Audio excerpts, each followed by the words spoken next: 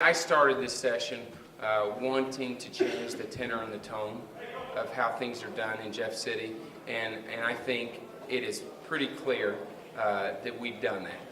And I think you've had arguments and fights and hurtful feelings on the floor in the past. And I didn't say you had spirited debate, but I think the decorum in the House this year has been second to none.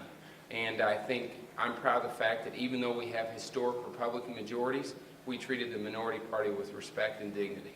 I think that's what the citizens of the state expect, and that's what they got.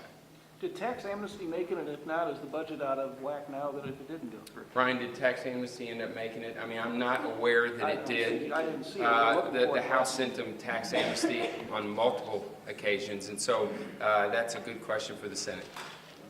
But another thing that I did mention that we did get accomplished that was solely the House is we extended the Missouri Senior RX program. The Senate didn't even want it in the budget. We fought to get it in the budget, and we made sure that we extended the sunset. It affects 200,000 seniors across the state with help for their medicines, and so that's something I think we can all be proud of. So at the end of the day, when you look at government accountability, having a balanced budget, economic development, I think we had one heck of a year, and we're proud of it. You had mentioned getting about half of the 66 to the governor. Are you surprised that you weren't able to get the other half? I mean, we passed 5 to 6 out of the House. I'm not surprised at anything that the Senate does. And for the record, we may disagree, but Rob Mayer and I still get along. Tom Dempsey and I are best of friends, and so we get along. We just disagree on certain issues, but it's not a personal. Most of the problems between the House and the Senate on the economic development bill were on the low income and the historic preservation tax credits. No?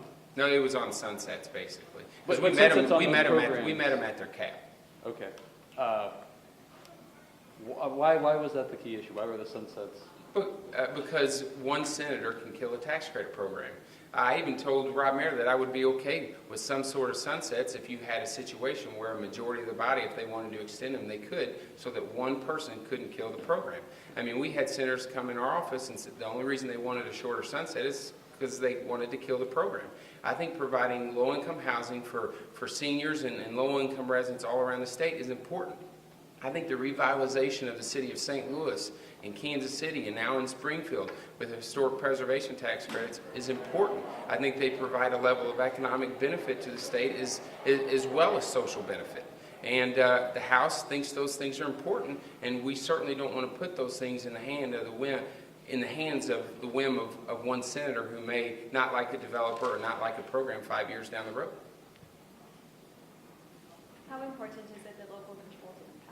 Well, I mean, it wasn't a caucus position. I certainly would have liked to have seen it. I don't think it's fair that the citizens of St. Louis have to pay for a service and not be in control of it. I think, the support of the House was overwhelming in a bipartisan fashion. There were clearly the votes. They perfected it in the Senate.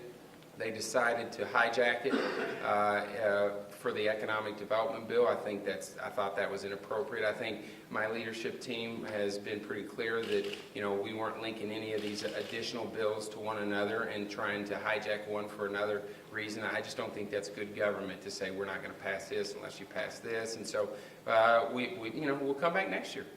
If they hadn't leaked them, would that have made economic development easier to get through? No, I think clearly you had a few people in the Senate that for some reason wanted to link the two. I think it's clear they shouldn't have been linked, but that's a better question for Senate leadership of why two unrelated issues should be linked like that.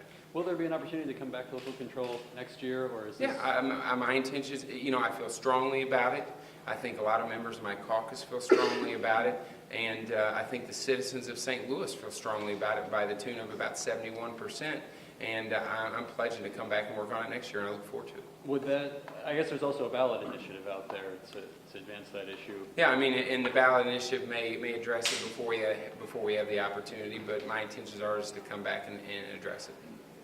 At the end of the session, was that just a complete Hail Mary, just throw 100 out there and then see if the Senate will take it? No, I think it was a good faith effort. I mean, keep in mind that we didn't drop the bill on them and just say, here, take it. We had worked with them on that language.